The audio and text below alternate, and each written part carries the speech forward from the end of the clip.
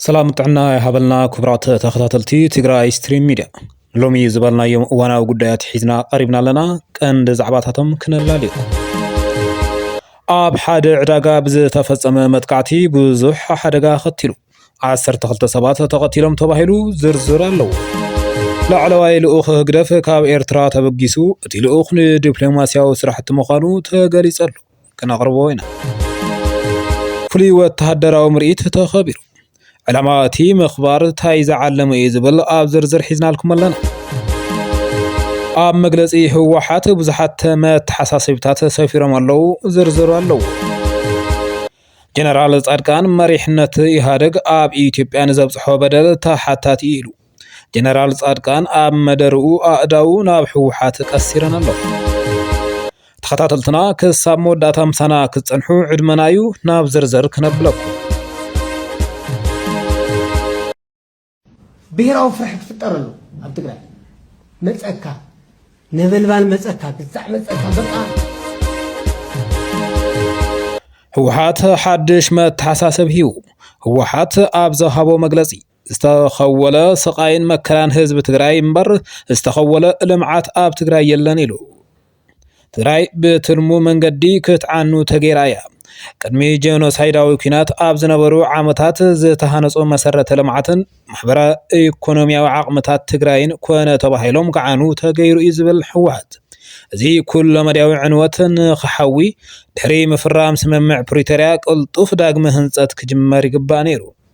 እንተኾነ ግን መንግስቲ ኢትዮጵያ ነቲ ስምምዕ ኣብ ክንዲ ምትግባር ንኻሊእ መልክዕ ሰላሕታዊ ጄኖሳይድ ስለ ዝጥቀመሉ ይትረፍዶ ማሕበረ ኢኮኖሚያዊ ሕውየት ዘረጋግጹ ስራሕቲ ክጅምሩ ተወሳኺ በደላት ክፍጽሙ ጸኒሖምን ኣለውን ምባል ነቒፉ ብሰንኪ ትሉም ጄኖሳይድ መንግስቲ ኢትዮጵያ ኣብዚ ሕዚ እዋን ህዝቢ ትግራይ ብቓላት ክግለጽ ዘይኽእል ሞት ሕሰምን መከራን ዘሕልፍ ዘሎ ምዃኑ ከፈለጥ ይግባእ ኢሉ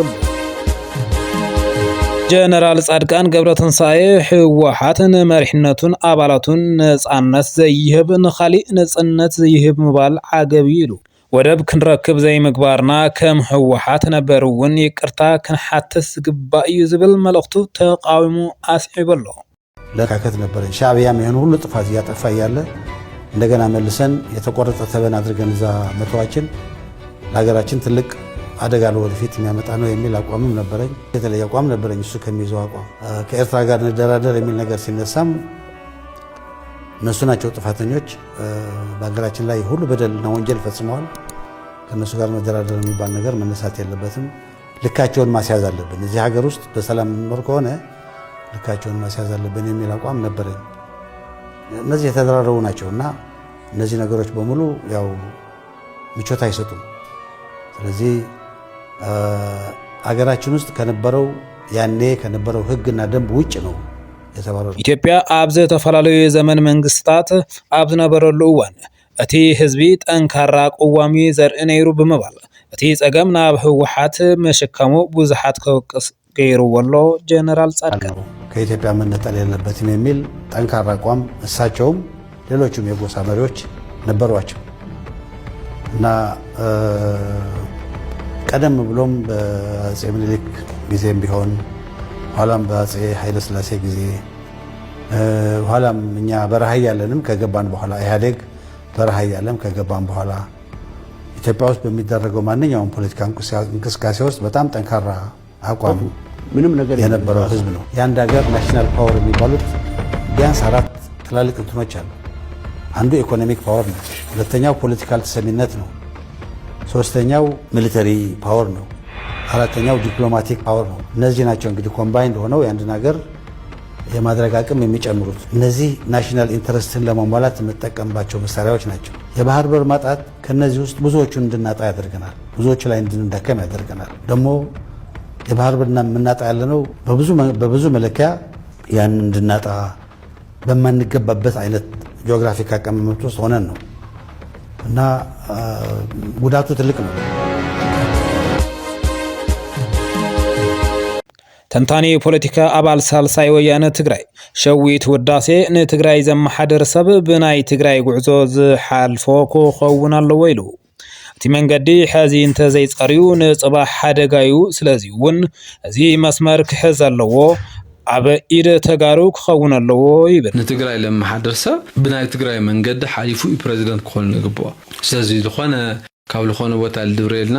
مسلينة تشكاشوم جزاء تقبلنا ولا نورح ولا نخلط ورحي آمين الكاسو تقبل كابك أخون الكام حلاف أنا واحد حرت واحد لور باركشم بتاعهم خبيدي المسلين واحد حرت واحد توم قتلهم لشيء مساواة تجارون لك خاني خليهم فرزات ماتر لخنا شو بأجواو برونونس لين جورا سوون ما تيو بريزيدنت خمية خلينا خلي شو أي قبلك تليت خلي شو مخناتهم مجمراتها من جدي صاري كاي أخذ تقبل كاي أخذ زبطانه خالصات واحد نقول هم اللي ولا سوق عيمة يخون منهم كنترول يهلوك سلزي ناي تقرأي بوليتيكا حزوون أو تقاري يدن خاطخنك على سنين كلنا أو كلهم تقار شويت وثيقو قداي بوليتيكا تقرأي أب إن قدعنا إن عرفة أي ملكتكم تبهلنا كان كمت أقباب يولنيلو شويت سمتاهم كل شعب زعوا حوحات بزعوا يتجنقوا من ما نقبرين خلي تلراجو حلو للميديا زباننا إنها زباني إنها هيوتيو إنها مسايو نوعو إنها نتنا سلستادس ورد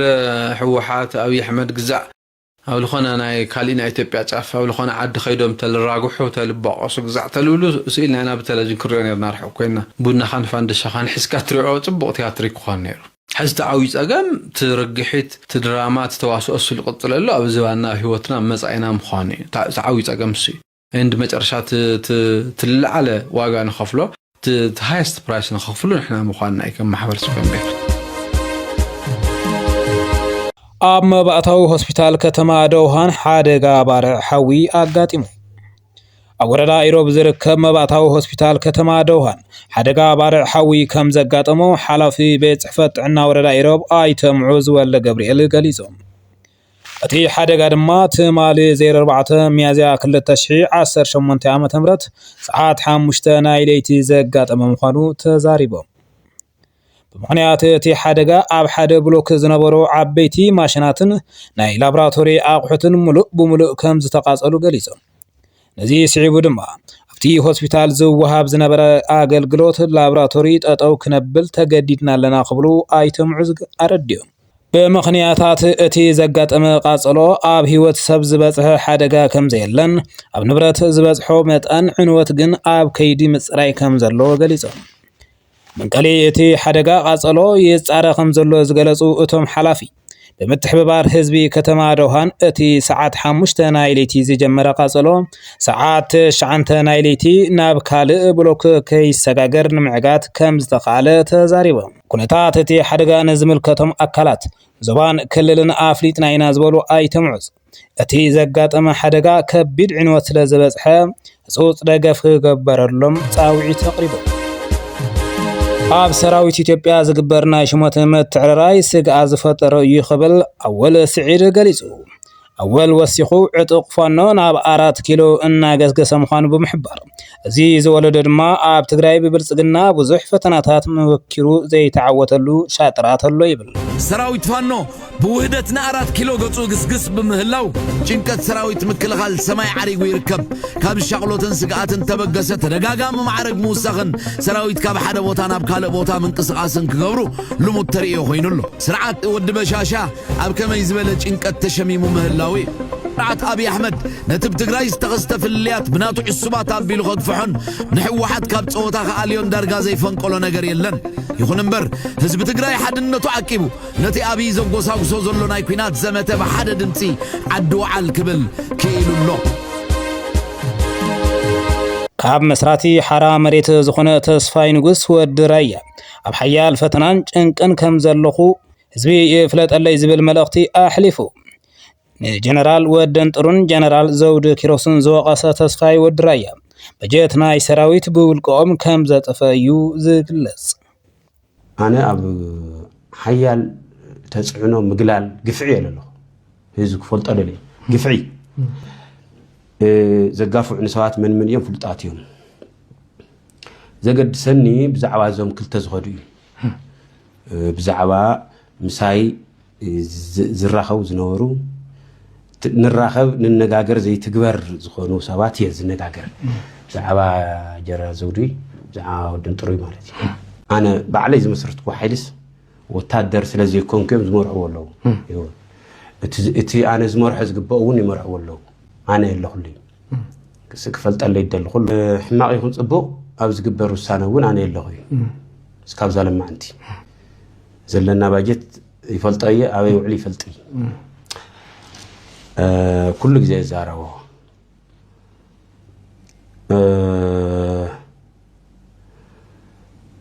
ኩሉ እስካብ መወዳእታ ክፋለሙ የድውን ሓደ ካባይ ጠፊኦም እዮም ኸይዶም ጌታቸው ረዳ ኣፍቲ ባነር ገይሮሞ እዮም ጻድቃን ኣፍቲ ባነር ገይሮሞ እዮም ጀነራል ጻድቃን ይቅርታ ኣይምልከቶም በዓል ሃፍቲ ዘርኡ ገብረ ሊባኖስ ኣብ መቐለ 70 ካሬ ንዘለዉ ተመዛበልቲ ተጋሩ ብምኽንያት በዓል ፋሲካ ኣብ ዝገብርዎ መደረ ሕቶና ህዝብና ፍታሕ ይርከብ ዝብል እዩ ኢሎም ካብ ትግራይ ምህደሚ የብልናን ዝበሉ ዶክተር ዘርኡ ገብረ ሊባኖስ ዘለና መማረፂ ንትግራይ ምዕራይ ኢሎም ሽግር ህዝብ ካብ ምዝራብ ካሊእ ንዛረቦ ነገር የብልናን ንሕና ሕቶና ህዝብ ትግራይ ለተፈናቀለ ለሸገሮ ህዝብ ትግራይ ፍታሕ ይርከብ እዩ ካሊእ ተኣምር የብልናን ንሕና መልእኽትና እዩ እሱ ደሞ ልጸንሐና ብወለድና بمرحت ሃይማኖትና بفطارውን ህዝቢ እዩሞ ምስ ህዝብኻ ኹን መልእኽት እግዚአብሔርውን ስለዝኾነ ናይ ህዝብ መልእኽት ኢና ንሕልፍ ዘለና ካሊእ ድልየት የብልና ስለዚ ፈጣሪ በአምሳሉን በመልኩዑን ዝፈጠሮ ህዝቢ ክነብር መሰለለው እስካዕ ህይወት እግዚአብሔር ልጽዋዖ ክነብር ተኾይን ግን በተፈጥራዊ ሽግር የኾነ በሰብ ሰራሕ ሽግር እዩ ተፈናቂሉ ኣብ ጭጋ ኣብ ረግረግ ኣብ ጸገምኒ ካውዚ ወፂና ህዝብና ናአክብ ህዝብና ናሓብሕብ በተለይ ትግራዋይ ክገብረካ ዝኽእል ተጋሩ ከብለና ዝኽእል ለተበተነ አደ ለተበተነት ውላድ ለተወተነ አቦ ላመልክዕ ላብልክዕ ላመረቦቱን ተመልክና ኢትዮጵያን አዘርባይጃንን ዝበጽሖ ስምምዕ ምክልኻል ናብ ባይቶ ኣቕሪበን እቲ ኣብ መንጎ ኢትዮጵያን አዘርባይጃንን ዝተበጽሐ ስምምዕ ምትሕብባር ምክልኻል ንምጽራቕ ዘኽእል ረቂቕ ሕጊ ናብ ባይቶ አዘርባይጃን ጨንፈር ሓጋጊ ኣካል ሚሊ ምድሊስ ከም ዝቐረበ ኣዲስ ስታንዳርድ ዘርግሖ ጸብጻብ ኣመልኪቱ እዚ ርክብ ምክልኻል ክልተን ሃገራት ብወግዒ ሕጋዊ ንምግባር ብዝተወሰደ ስጉምቲ ከም ዝቐረበ ዝተገለጸ እማም ሽማግለ ኣህግራዊ ዝምድናን ርክብ ባይቶን ን14 ሚያዝያ 2026 ኣቆጻጽራ ፈረንጂ ክግምገምን ክጸድቕን መደብ ተታሒዙ ኣሎ አዘርባይጃን ኣብ ዝሓለፈ ዓመታት ዓመታዊ ወተሃደራዊ ወጻኢታታ ናብ ልዕሊ $3 ቢልዮን ብምዕባይ ኣብ መፍራይ ምዕቡል ቴክኖሎጂታት ሰብ ኣልቦ ነፈርትን ምህናጥ ዘመናዊ ወተሃደራዊ ሓይልታትን ኣተኪራ ክትሰርሕ ከም ጸንሐት ይግለጽ። ኣብ ጸሬት ድምልከት እዞም ኩሎም ስራሕቲ እንድሕ ክንሰርሕ ኮይና ኩልና ኣብ ሓንቲ ጀልባ ክንሳፈር ንኽእለና ኩልና ኣብ ሓንቲ ዓላማ ክንሳፈር ንኽእለና ከም ደልኹ ካብና ጸላኢ ኣራያ ጀምሩ ማለት ካብና ጸላኢ ኣራያ ጀምሩ ጀኖሳይደር ሕወሓት ጀኖሳይደር ዝብል ሰባት ኮነው ደፍሮም ማለት በቃ ሓደ ግዜ እንድሕር ጠልምካ ሕማቅ ዳ ኾነ መጨረሻ ዕብዳንካ ማይፍለጥ ዳኣብይ ከምና ሰላም ሓይሊ ቆጽሮም ድሕወሓት ጀኖሳይደር ዝብል ሰባት ኣለዉ በቃ ስለ ደወልዑ ቁርስ ማለት ኣብዚ አዲስ አበባ 22 ድባሃሎ ፋታ ግዛዕ ስለ ደወልዑ ካልእ ነገር ምገብሩሎም ኣይኾነ ስለዚ ከምዛ ዓይነት ሓወሰ ሰብ እንድሕር ሃሊና ኮይና ውሽጥና መጀመርያ ክንጸሪ ድግበና በዓልና ኢና በቃ ቁርጽ ኮይና እዚኣ ትኸድ ትኽእለዋ ማለት ኩሉ ግዜ ድማ ምኽንያት ንገብራ ኣይግበአና በቃ ራእያና ሓደ ዕላማና ሓደ ኣወፋፍራና ሓደ እዚ እንድሕገርና ኮይኑ እንታይ ይበሃል ብና ውድብ ኣዘራርባ ሰራዊት ይበሃል እዚ ሰራዊት ፖለቲካዊ ሰራዊት ማለት በቃ ኣጀንዳኡ ለፍሉጥ እዩ መውዕሉ ለፍሉጥ እዩ ከመይ ከውሉ ከም ድወፍር ለፍሉጥ እዩ ስራሕቱ ከመይ ከም ድግምግም ፍሉጥ እዩ ብሓደ ይድኸድ በቃ ኩሉ ግዜ ትኸድለለ ብሓደ ትምለስለለ ብሓደ ፖለቲካዊ ሰራዊት ንፈጥር ፖለቲካዊ ሰራዊት እንድሕፈጥርና ኮይኑ ድቲ ወታደራዊ ሰራዊት ንድግፎ መኸተናም ብልክዕ ይዕወት ማለት ኣብ መወዳእታ ኣብ ምዕራብ ዳርፉር ኣብ ሓደ ዕዳጋ ብዝተፈጸመ መጥቃዕቲ 12 ሰባት ተቐቲሎም ኣብ ምዕራብ ዳርፉር ሱዳን አልጀናን ኣብ ዝርከብ ዕዳጋ አልጀማርክ ኢላማ ዝገበረ መጥቃዕቲ ድሮን 9 ሰላማውያን ሰባት ክሞቱን ከለው 12 ካልኦት ድማ ከም ዝቆሰሉ ጸብጻብ ሱዳን ታይምስ ይሕብር። እቲ መጥቃዕቲ ምስ ሰራዊት ሱዳን መሻርክቲ ዝኾኑ ምልሻታት ማሕበር ኣሕዋት ኣስላም ከም ዝፈጸሞም ተገሊጹ። ይሄ መንግስት አለቀለት የሚባል ማንትራ አሁን ፋሽኑ ሆኗል። እኔ ከዚህ በፊትም ተናግሬያለሁ። አንድ ብዙ በቃ ከ100 ዓመት በላይ የቆየ ዛፍም ሲወድቅ አይታየኝም። እኔ ኢትዮጵያ ውስጥ እንኳን መንግስት ሊወድቅ ምን እየተደረገ ከውስጥም አውቃለሁ። ብላዕለዋይ ሓላፊ ቁጠባዊ ጉዳያት ህግደፍ ዝተመርሐ ልኡኽ ኤርትራ ኣብ ግብፂ ዑደት ይፍጽም ኣሎ። ሓላፊ ቁጠባዊ ጉዳያት ህግደፍ ኣይተ ሓጎስ ገብረ ህይወት ከምኡውን ሚኒስተር ንግድን ኢንዱስትሪን ኤርትራ አቶ ነስረዲን ሳልሕ ምስ ሚኒስተር ጉዳያት ወፃኢ ዶክተር ባደር ዓብደላቲ ተራኺቦም ኣብቲ ርክብ ግብፂ ምስ ኤርትራ ስትራቴጂካዊ ዝምድናታታ ንምዕማቕ ዘለዋ ተወፋይነት ዘርኢ እዩ ክብል ሚኒስተር ጉዳያት ወፃኢ ግብፂ ዶክተር ባደር ዓብደላቲ ኣስሚሩሉ። ኣስዒቡ ሚኒስተር ዓብደልዓቲ ግብፂ ንላዕላውነትን ግዝኣታዊ ሓድነትን ኤርትራ ሙሉእ ደገፍ ከም ዘለዋ ገሊጹ። ኣብ ላዕለዋይ ደረጃ ምልውዋጥ ምህናፅን ምውህሃድ ምዕባይን ንግዲ ንምዕባይን ሓበራዊ ወፍሪ ንምትብባዕን ኣገዳሲ ምዃኑ ኣስሚሩሉ። ግብፂ ኣብ ቀዳምነት ዝወሃቦም ዓውድታት ቴክኒካዊ ሓገዛትን ህንፀት ዓቕምን ንምሃብ ድልውቲ ምዃና ኣጉሊሑ። ኣብ ዕዳጋ ኤርትራ ዝያዳ ተሳትፎ ናይ ብሕቲ ኩባንያታት ግብፂ ኮፍራ ኣተባቢዕ ይብል ካብ መንግስታውያን ማዕኸናት ሚድያ ኤርትራ ዝተረኸበ ሓበሬታ። ሰራዊት ሶማል መበል 66 ዓመት ምስረትኡ ብወተሃደራዊ ምርኢት ኣኽቢሩ። ሃገራዊ ሰራዊት ሶማል መበል 66 ዓመት ምስረትኡ ምክንያት ብምግባር ነቲ እናዓበየ ዝኸይድ ዘሎ ሓይሉን ዓቕሙን ዘርኢ ወተሃደራዊ ምርኢት ኣቕሪቡ። እቲ ጸንበል ብፕሬዚዳንት ሓሰን ሼኽ መሐሙድ ከምኡውን ላዕለዎት ሰበስልጣን መንግስትን ጸጥታን ከም ዝተመርሐ ጸብጻብቲ አርቲ አፍሪካ ኣመልኪቱ። እቶም ሰበስልጣን ንገስጋስ ሰራዊቶምን ኣብ ምምካት ግብረ ሸበራውያን ጉጅለታት ዘለዎ ተራን ብምንዓድ ብፍላይ ድማ ቱርኪ ዓቕሚ ሰራዊት ኣብ ምሕያል ንዝገብርዎ ደገፍ ኣመስጊኖም። እንግሊዝ ንኣሜሪካ ኣብ መጽወ ሆርሙዝ እገዳ ብግልፂ ተቃዊማቶ። ተንተንቲ ፖለቲካ ማእኸላይ ምብራቕ ተቃውሞ ብሪጣንያ ንኣሜሪካ ሕቁቃ ምሃብ ቀጻል ምዃኑ ዘርኢ ምልክት እዩ ይብለሉ። ብሪጣንያ ኣብቲ ናይ ባሕሪ እገዳ ክትሳተፍ በኣሜሪካ ተሓቲታ ኣይፋሉን የመስግን ኣይፋሉን ብምባል መልሲ ሂባ። ምስ ፈረንሳይን ገለ መሻርክቲ ሃገራትን ብምትሕብባር ሓቀኛ ግጭት ዝውገድ ውሑስ ምጉዓዝ መራኽብ ክትሰርሕ ምዃና ዝገለጸት ብሪጣንያ እቲ ኣሜሪካ ዝወሰደቶ ስጉምቲ ኮኒናቶ ይብል ማዕኸናት ዜና። ኩራት ተኸታተልቲ ትግራይ ስትሪም ሚድያ ሎሚ ዝበልናዮም ዛዕባታት እዚኦም ይመስሉ ነይሮም። ምሳና ስለ ዝነበርኩም ነመስግን። ኣብ መደባትና ዘለኩም ሓሳባት እውን ርእይቶኩም ክተካፍሉና ንሓተኩም። ሰላም ንመላእ ህዝቢ ትግራይ፣ ሰላም ንኹሉ ወዲ ሰብ።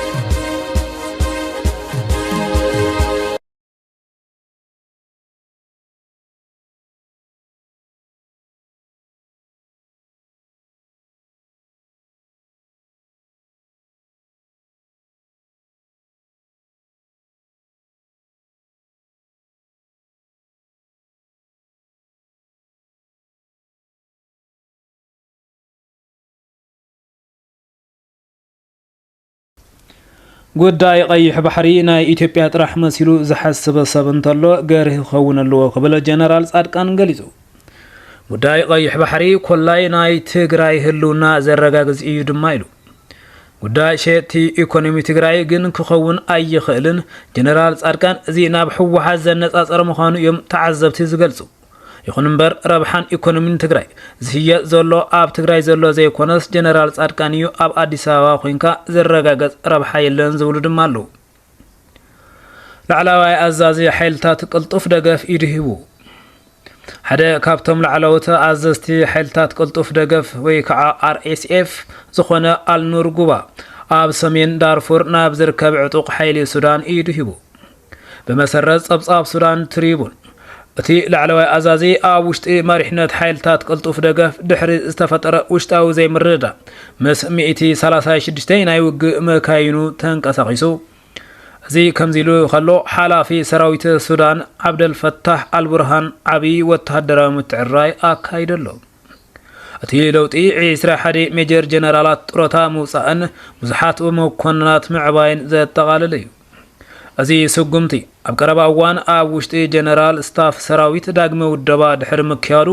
ኣብ ውሽጢ ወተሃደራውን ፖለቲካውን ዓንኬላት ሱዳን ክትዓበጊሰሎ ድርድር ሰላም ኣሜሪካን ኢራንን ብዘይ ስምምዕነት ተዛዚሙ መላእ ዓለም ብልዑል ትኹረት ይጽበዮ ዝነበረ ድርድር ሰላም ኣሜሪካን ኢራንን ብዘይ ስምምዕነት ተዛዚሙሎ እቲ ድርድር ብዘይ ስምምዕ ምዝዛሙ ምክትል ፕሬዝዳንት ኣሜሪካ ጄዲ ቫንስ ዕላው ገይሩ ከም ጸብጻብ ፎክስ ኒውስ ኢራን ናይ ኣሜሪካ ናይ ድርድር ነጥብታት ከም ዘይተቐበለት ተሓቢሩ ዓለም በሃንቀውታ ይጽበዮ ዝነበረ ድርድር ክልቴን ሃገራት በአሸማግልነት ፓኪስታን ኣብ ኢስላማባድ ዝተኻየደ ነይሩ በኻልእ ገጽ ኣሜሪካ ወደባታን ክትዓጹ ምዃና ትሕነላ ሰራዊት ኣሜሪካ ኣብ ሓደ ለይቲ ኣብ ዘውፅኦ መግለጺ ካብ ሎሚ ጀሚሩ ኩለን ወደባት ኢራን ምዕጻው ከም ዝጅመረ ኣፍሊጡ እቲ ውጥን ኣሜሪካን ኣብ ፓኪስታን ኣብ መንጎ ክልቴን ሃገራት ዝካየድ ዝነበረ ዝርርብ ብዘይ ስምምዕ ድሕሪ ምዝዛሙ ንኢራን ጸቕጢ ንምፍጣር ዝገበረ ተፈተነ ምዃኑ ይዝረብ ኩራት ተኸታተልቲ ትግራይ ስትሪም ሚድያ ሎሚ ዝበልናዮም ዛዕባታት እዚኦም ይመስሉ ነይሮም ምሳና ስለ ዝነበርኩም ነመስግን ንቻናልና ላይክ ሼር ሰብስክራይብ ክትገብሩን ኣብ መደባትና ዘለኩም ሓሳባት እውን ርእይቶኹም ክትካፍሉና ንሓተኩም ደጊምና ሰናይ በዓል ሰላም ንመላእ ህዝቢ ትግራይ ሰላም ንኹሉ ወዲ ሰብ ንብል